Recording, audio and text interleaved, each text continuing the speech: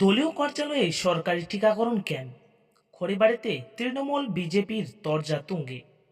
খড়িবাড়িতে সরকারি টিকাকরণ কর্মসূচি ঘিরে রাজনৈতিক বিতর্ক তীব্র আকার নিয়েছে। অভিযোগ, খড়িবাড়ি ব্লক মহিলা তৃণমূল কংগ্রেসের সভানেত্রী মনিকা সিংহ রায়ের নিজস্ব দলীয় কার্যালয়ে স্বাস্থ্য দপ্তরের টিকাকরণ শিবির অনুষ্ঠিত হয়। সরকারি ভবন থাকা সত্ত্বেও দলীয় কার্যালয় বেছে নেওয়া নিয়ে প্রশ্ন তুলছে বিজেপি। স্থানীয় বিজেপি বিধায়ক দুর্গা মুর্মু অভিযোগ করেন, ভোটের মুখে সরকারি পরিষেবাকে রাজনৈতিক স্বার্থে ব্যবহার করা হচ্ছে। তিনি এই বিষয়ে স্বাস্থ্য দপ্তরে লিখিত অভিযোগ জানানোর হুঁশিয়ারি দেন।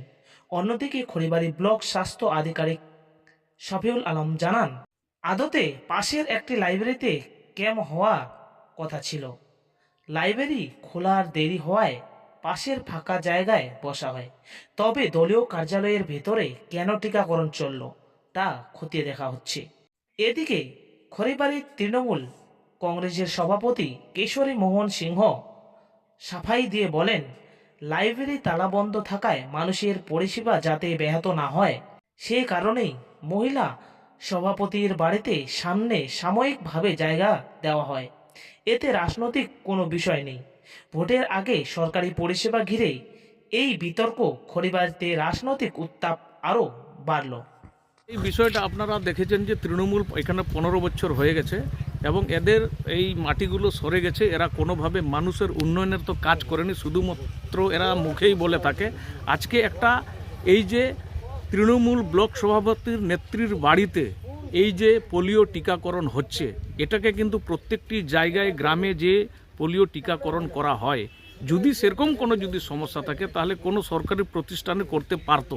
কিন্তু এরা মানুষকে দেখানোর চেষ্টা করছে যে আমরা পার্টি অফিসে এই সরকারি কাজগুলো আমরা করছি এবং সেবা করছি। এটা আমি ঘোর নিন্দা করব। এই কারণে এই ধরনের কাজ আমরা এই পার্টি অফিসে সরকারি কাজ কখনো হতে পারে না। এই পোলিও টিকাকরণ যদি প্রত্যেকটি গ্রামে গ্রামে যদি যেয়ে তারা যদি সেই সেবামূলক কাজ করে তাহলে সেটা আমরাও সেটাকে সমর্থন করি। কিন্তু এই ধরনের পার্টি অফিসে যে তৃণমূল ব্লক সভাপতির বাড়িতে যে নেত্রী তার বাড়িতে যদি এই ধরনের পার্টি অফিসে যদি হয় সেটা কিন্তু আমরা কোনোদিনও মেনে নিতে পারবো না।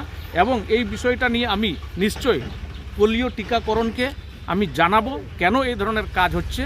এইটা যদি ওরা সঠিক পদক্ষেপ না নেয় তাহলে আমরা কিন্তু এর পিছনে কিন্তু আমরা যা করার আমাদের নিজের একটা সিদ্ধান্ত নিয়ে আমরা আগামী দিনে নামবো, কিন্তু এটা আমি হুঁশিয়ারি দিলাম। না, এটা আমি এরকম খবর পাই, আমিও শুনলাম ব্যাপারটা। আমি যখন যাই, আমাদের বেসিক্যালি আজকে বিএচএনডি সেশন মানে আউটরিচ সেশন ছিল। তো আউটরিচ সেশন হচ্ছে, ওখানে আমার যে লাইব্রেরি আছে লাইব্রেরিতে করার কথা। যখন এএনএম আর আমাদের বেনিফিশিয়ারি পৌঁছে যায় অলরেডি, তখন লাইব্রেরির চাবি যে খোলে, যে দায়িত্ব ছিলেন আসতে পৌঁছায়নি। পাশে একটা রুম ফাঁকা ছিল, ওর মধ্যে মনিকা আশাদি আছেন, তারই একটা রুম ফাঁকা ছিল, ওখানে বসতে দেওয়া হয়। ওখানে কোনো সেশন করা হয়নি। কিন্তু আমি যখন যাই তখন অলরেডি কিন্তু লাইব্রেরিতেই ক্যাম্প চলছিল খবরটা পাওয়ার পর। আমি যখন তখন স্বাস্থ্যকর্মীর কাছ থেকে খবর নিয়ে এনএম এর কাছে খবর নিয়ে ব্যাপারটা কি, ওরা আমাকে এটাই বললেন যে লাইব্রেরির চাবি পাওয়া যায়নি বলে আমরা বসেছিলাম ওখানে। তারপর যখন চাবিটা খুলে যায়, আমার যেখানে করা লাইব্রেরি সেখানেই আমরা ক্যাম্প করেছি। কিন্তু না, বিতর্ক বেশি কিছুই নেই। একদম লাইব্রেরির পাশেই হচ্ছে ঘরটা।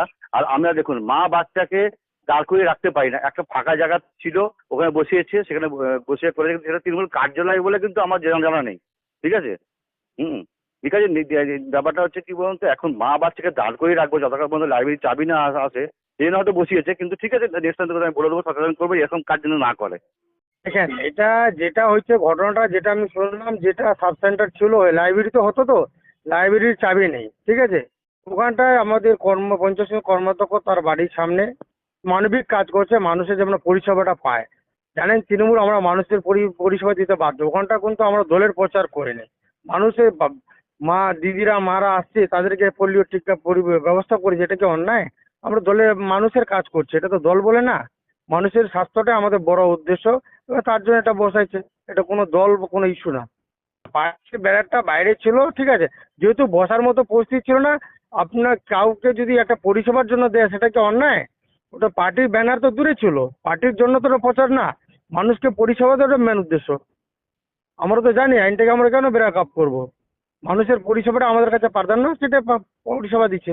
এটা কোনো দলের কোনো প্রচার না।